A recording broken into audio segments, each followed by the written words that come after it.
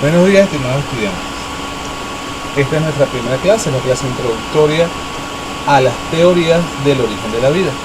Entonces, nuestro contenido es el contenido 1, el origen de la vida, hipótesis acerca del origen de la vida, generación espontánea y biogénesis, que son parte de las teorías que vamos a trabajar a mayor profundidad.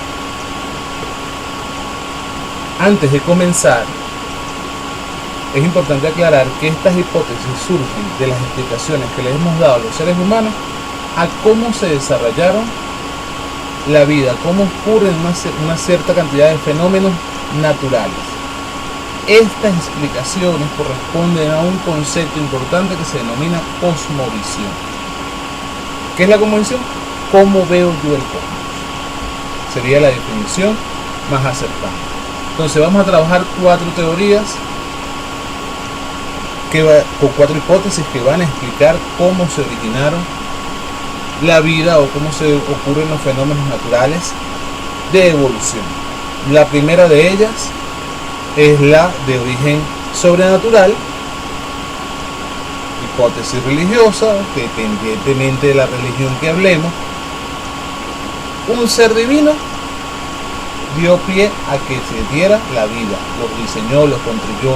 En la Iglesia Católica, bueno, de barro agarró Dios y creó todo de barro, y a partir de allí surgieron todos los seres vivos.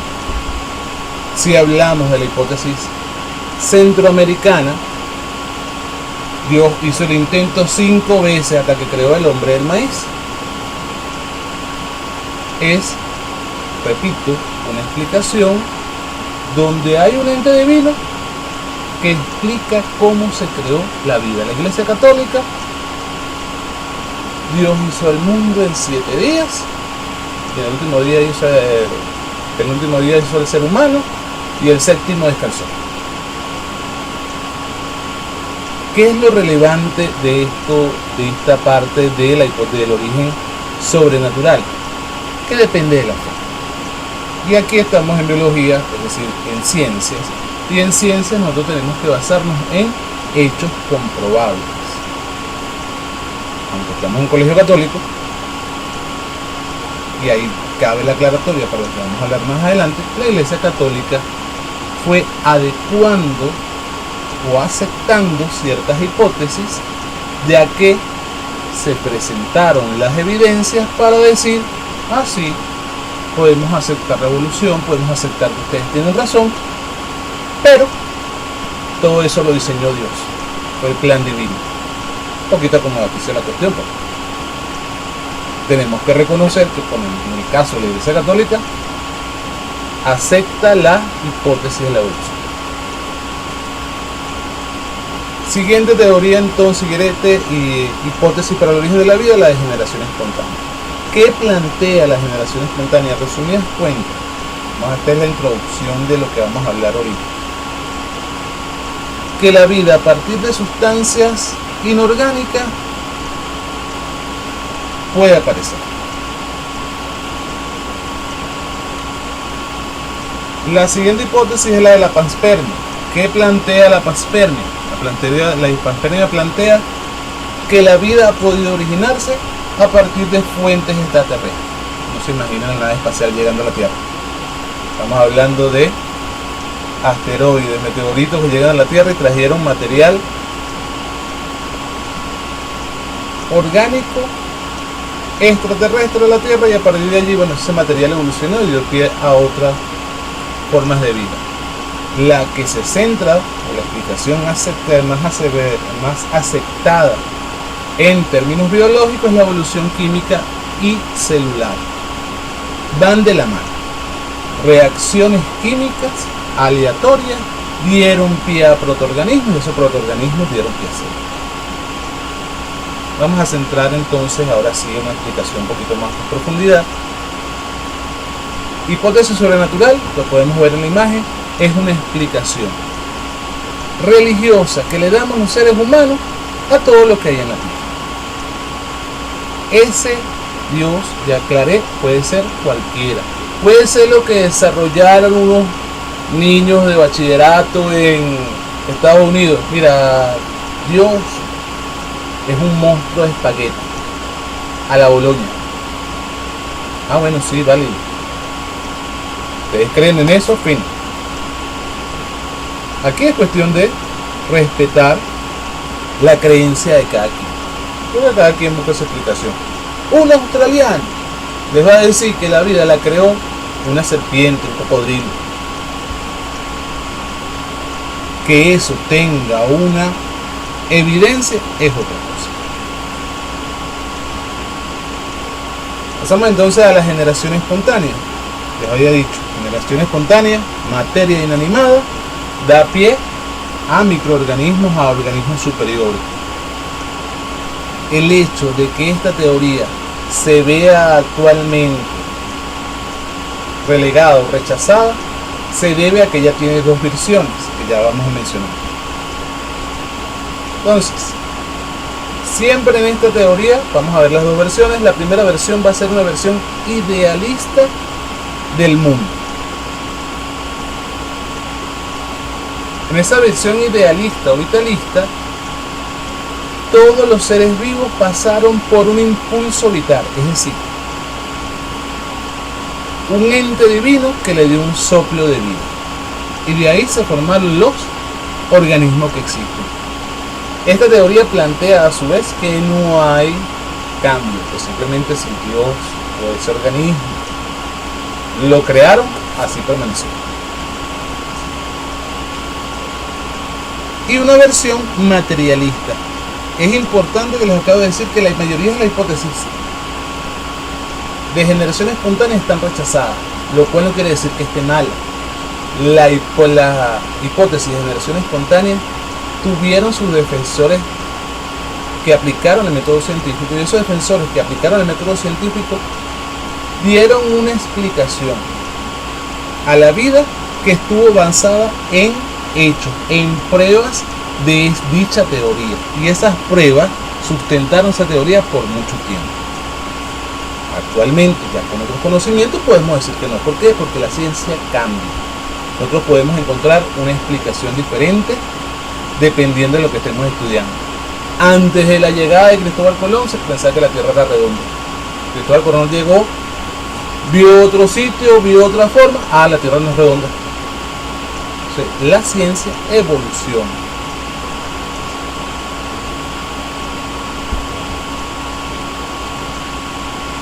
Entonces, esta teoría de generación espontánea no es incompatible con la hipótesis de la panspermia ni del origen sobrenatural, porque bueno, es una intervención divina, es algo aleatorio.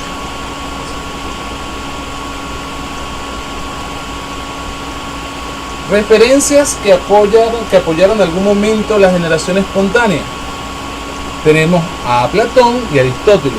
Ellos estudiaron a partir de la observación del mundo natural. Recuerden que estos señores no tenían equipos científicos avanzados ni nada de eso. Ellos simplemente lo que hacían era observar, y a partir de esas observaciones ellos daban una explicación filosófica de lo que veían.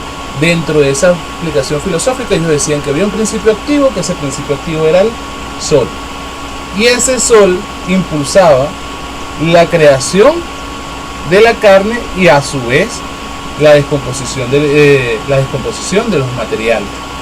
Esta explicación es válida en el sentido de que siempre vamos a encontrar ciclos biogeoquímicos, aquellos que veían en primero y en segundo año. Se reciclan los materiales, y ese reciclaje de los materiales por acción de la energía térmica lumínica da pie a que los seres vivos podamos seguir en el planeta. Sustento primordial de la hipótesis de generación espontánea. Durante la Edad Media, la Iglesia, principalmente la católica, que es la que existía, apoyaba o sustentaba la generación espontánea, ya que Dios era el espíritu vivificador, era el que le daba vida a todo. Esa era la explicación. Ellos tuvieron sus detractores, los detractores que surgieron en un principio como defensores. Dentro de ellos encontramos desde 1668 a Francesco Redi, el cual demostró que la teoría de generación espontánea vitalista la idealista estaba errónea. ¿Quién sustentó, cómo se sustentaron posteriormente a partir de los planteamientos de Reid? Leeuwenhoek, que empezó a trabajar con los microscopios, a observar células, a observar microorganismos. Schwann, que estaba haciendo lo mismo, y Pasteur sustentaron los planteamientos de Reid, siendo dentro de los más importantes los planteamientos de Pasteur. ¿Pasteur qué planteó? Planteó, a partir de sus experimentos, planteó que los microorganismos no se daban por generación espontánea, con simples experimentos donde negaba, en principio, el acceso completo de aire a unos recipientes que previamente fueron esterilizados, es decir, mataron todos los microorganismos, por lo tanto ese recipiente podía durar más tiempo. Dentro de su experimento tenía un tubo de vidrio con forma de S que dejaba entrar el aire, pero que retenía la mayoría de los microorganismos, y se dio cuenta que ese medio de cultivo, esa sopa que él preparó, duraba más tiempo. Ya con eso se daba pie a que la hipótesis de la generación espontánea fuera negada, es decir, la vida no puede aparecer, por lo menos no en el sentido de tiempo de la vida humana, no puede aparecer de un día para otro. Se requieren millones de años y lo vamos a ver más adelante. Teoría de la panspermia, la que le estamos diciendo, un origen extraterrestre. Un planeta chocó con otro, un meteorito chocó con otro, chocó con un planeta, eso extrajo algún tipo de material biológico y ese material biológico llegó a la Tierra. Es posible. De hecho hay pruebas de ello cuando se han lanzado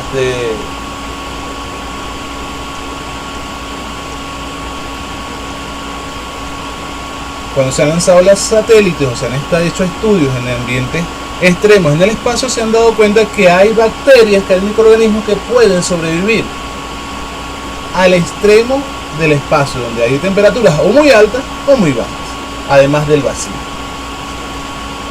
Esta teoría no está errónea, pero tampoco tenemos pruebas fehacientes de que exista. De hecho, tiene defensores en muchas universidades y científicos que son de renombre, que defienden la teoría de la panspermia. Finalmente, entonces llegamos a la evolución química o la quimiosíntesis, evolución química y celular, la cual plantea en principio lo siguiente: materia inanimada, fíjense lo que le estoy diciendo, materia inanimada que por cuestiones del azar se une, es decir, elementos químicos sufren reacciones químicas, ellos van a unirse, van a formar aminoácidos, van a formar proteínas de origen inorgánico y que por procesos del azar pueden dar origen a protocélulas.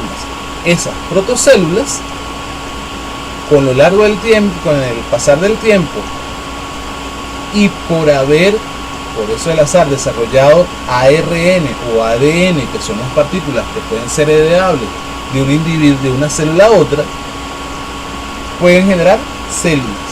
Condición esencial, bajo esta hipótesis que estamos planteando inicialmente, que para que haya vida tiene que haber ADN, es decir, usted tiene ADN o ARN. Usted tiene que ser capaz de reproducirse para poder considerarse vivo, en este caso para poder considerarse una célula.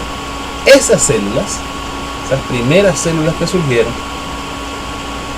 que se reprodujeron, sufrieron mutaciones, esas mutaciones dieron a otros tipos de células, son las que van a estar pie entonces para la diversidad celular y después la diversidad de todos los microorganismos que existen actualmente.